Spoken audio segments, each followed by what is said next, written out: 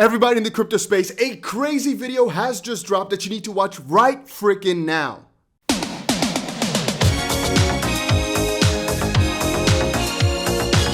It's April Fool's, come on. But in all seriousness, in this video, I'm gonna present to you guys a ton of very interesting pieces. I'll also be leaving timestamps below, but in regards to the crypto space, it really hasn't moved too much, right? I mean, XRP is down a little bit, which I'll explain in just a second. And by the way, guys, if you've not done it yet, make sure you press that like button. Most of our videos have been getting to 1,000.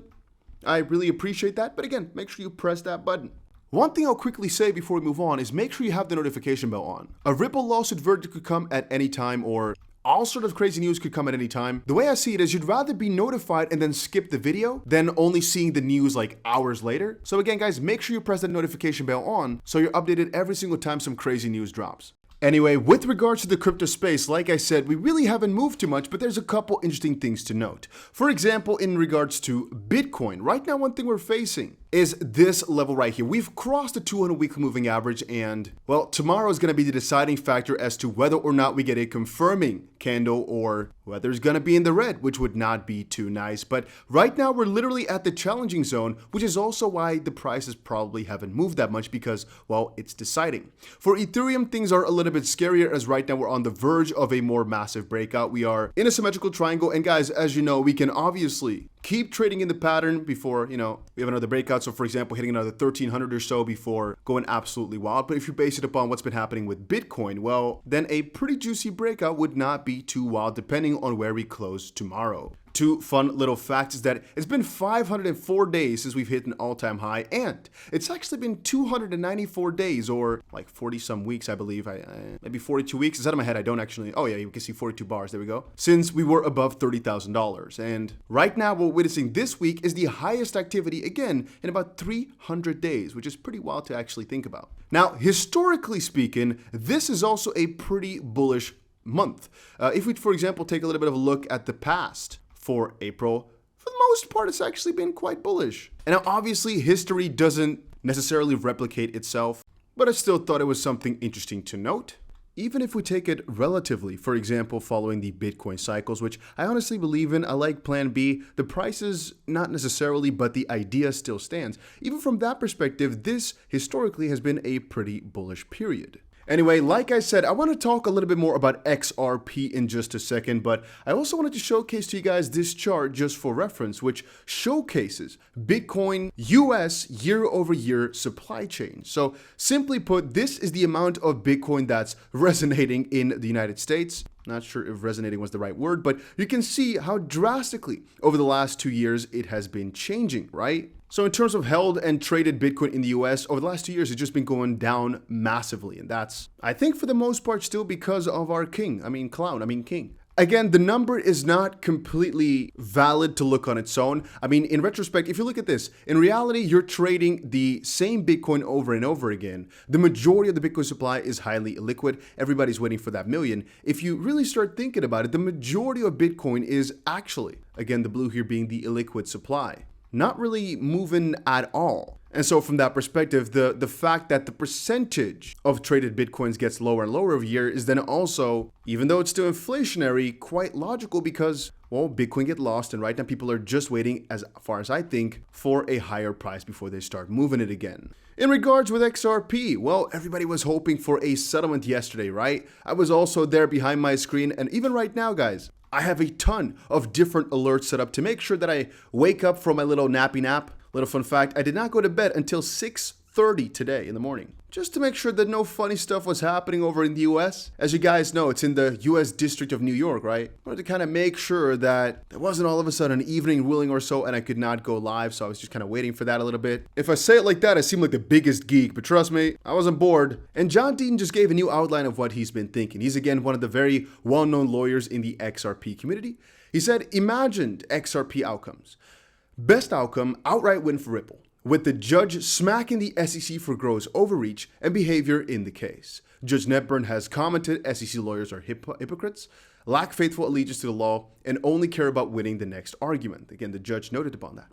The second best is the judge rules Ripple offered XRP as an investment contract, aka security, in the XRP ecosystem on a specific instances, i.e. the brochure sent to the 100 potential investors in 2014, but XRP itself is not a security, and ongoing and secondary sales are not securities. The third best would be the judge denying both the SEC and Ripple's motion for summary judgment, which I didn't even know was possible, and states that a jury must decide disputed facts, and we have the status quo for another year. Again, that part of the jury I understood, that is something that could happen, but I didn't know that that meant that both of them then got denied. But now it makes a whole lot of sense, and that, in my opinion, would not be a good option, the first two only sounding good, but indeed it's something that could happen, so keep it in the back of your head. But the judge makes clear XRP is simply software code and that secondary sales are not security. So that would still then, for the time being, put XRP in a good position, even though the verdict for Ripple is then delayed a little bit. And the fourth best outcome, judge grants the SEC's summary judgment versus Ripple for both past and present sales of XRP as an investment contract. But the judge makes clear her ruling has nothing to do with secondary sales of XRP. Ripple appeals the case, and we have the status quo for years. And then in the worst case, the judge grants summary judgment in favor of the SEC, like a judge did in the library case, but also makes no comment in regards to XRP, the token itself, or secondary sales for that matter. John says he would then attempt to do what he did in the library case at a hearing on damages regarding secondary sales. He then says a couple other things, one of them being the fact that this lawsuit is between the SEC and Ripple and Brad Garlinghouse and Chris Larsen, right? But he says that the one against Chris Larsen and Brad Garlinghouse will kind of be dropped probably because it's really hard to prove that they were actually reckless because of things that have happened and have been said in the past. And he also believes that the judge will actually comment on XRP's status as a non-security itself, right, in the secondary sales because of all the utility and all the guys that stepped in as amicus curiae, aka friends of the court. And John says, if you could not really nuance it, but only pick one, then Ripple winning makes way more sense because the SEC's theory in this case is just too overbroad and outstretched for an outright victory. The issue is just how deep does Judge Torres go in to find specific offers and sales. There was also something quite trending earlier today. A guy, Mark Ma, said, imagine being in the XP army and hanging your entire bull thesis on helping banks transfer money faster instead of embracing Bitcoin freedom of money. And John said, imagine having an opinion about the motivations of a very diverse group of people without having a clue about what motivates those people. All I can say about that is please, whenever you see people saying all that stuff, ignore them. That's the simplest way to get rid of them. I've said it a ton of different times, but if only people really took a second, maybe let's say 15 minutes, to sit down and read a little bit about how XRP/Ripple/the XP Ledger can change the entire system. I guess there's also a couple other cryptocurrencies that could do it, but if they just sat down for 15 minutes to realize this, we wouldn't have this discussion. I swear that these people, all they do is just look at XRP and think, now that's kind of stupid. Let me write this little tweet out right now. I guarantee you that these people don't really know what they're talking about because I have never met a single person that knew and understood XRP/the XP Ledger and said, nah, it's garbage. Most of these guys just say, looks like centralized garbage. And that's why they stay away. But staying away and knowing what it is and willingly decide to ignore it are two different things. And most of the time we see these funny articles is just people that have no clue what they're on about. And so the best course of action is just to ignore. Trust me guys, I get my fair share of comments every single day on the channel of people saying, haha, I shorted against you, sucker. Like making it seem as if I'm the XRP king or something, like you're actually hurting me when you're talking bad about XRP or something. No, it's just a instrument to get to a certain goal. In this case, I think is gonna make us a ton of freaking money. Again, my own thoughts. But it's not as if you can't say anything bad about it. If you wanna say something bad, go right on ahead. I've researched the crap out of this crypto and I know what I'm holding it for and I don't mind if you don't like it. Hubert did find a couple of interesting things. For example, he earlier said, hopefully you guys can read it here, go Ethereum, go! ETH price responding to the EOS recent price surge. I expect the SEC inquiry on ETH happening on Monday to be highly publicized and positive. If bullish news comes out, ETH will rocket, which is it's just quite peculiar. On the 3rd of May 2018, and then we have the 31st of March 2023, where he made his most recent comment. Also, let me though add one thing. A lot of you guys are very much for only XRP, and that's fine because it's still the biggest token in my portfolio right now as we speak. But you got to understand as well, from an institutional perspective, the one that's getting the most amount of adoption, even though like principally it doesn't make a lot of sense is still Bitcoin. You can see Balaji even, who by the way, invested in a project that I shared with you guys yesterday. He says Draper now advises his companies to hedge against banks' failure with Bitcoin. In a little tip that he gave a little while ago, he indeed lined it out, saying, hey, if you're worried about these banks crashing down, make sure you back yourself up with a little bit of Bitcoin, at least 2 payrolls worth of cash in Bitcoin or other cryptocurrencies.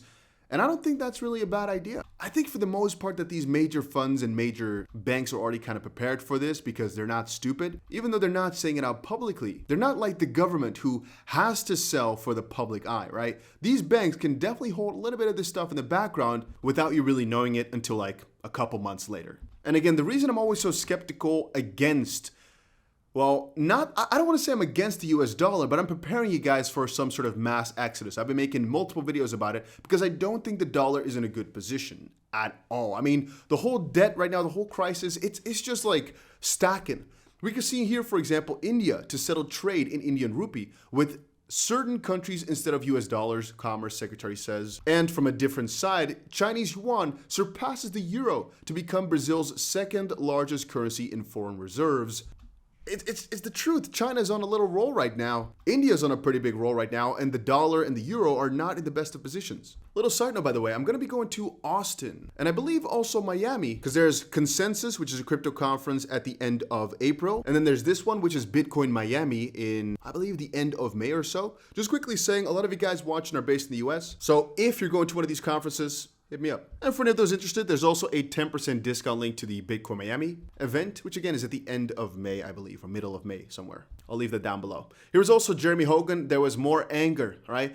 I mean, today was kind of like a vague day. I didn't know which ones were jokes because obviously it's April Fool's, but people basically got angry because Jeremy was basing a little bit of his theory on James Filan, who said that the lawsuit would end March 31st. So the guy said, ladies and gentlemen, Attorney Jeremy, and they're basically a clown icon right there. And partially I understand, many of these guys don't know how to read between the lines. Just because something has a very high probability of happening based on multiple factors doesn't mean it's guaranteed. Some people lack the brain cells to understand that. You can see he also put Bozo, the world's most famous clown. I personally think it's just a little bit disrespectful as the guy's just trying to help out. If there's one guy that I honestly really respect in the community, it would have to be 3. It's James Filan and Jeremy Hogan for their just dedication to giving people info without anything in return. And John Dean, you got to give it to him. He's a freaking bulldozer, man. This guy is going like the extra mile. But he's a little bit more incentivized. So if you talk about him, I understand a little bit more. When I read comments like this, it just kind of saddens me a little bit of people doing honestly just really, really juicy good work, making the whole community such a better space. It's just saddening. Anyway, the crypto space to a certain degree is pretty sad. If you just take a look at all this negativity that you see on one video, if it posts now about XRP,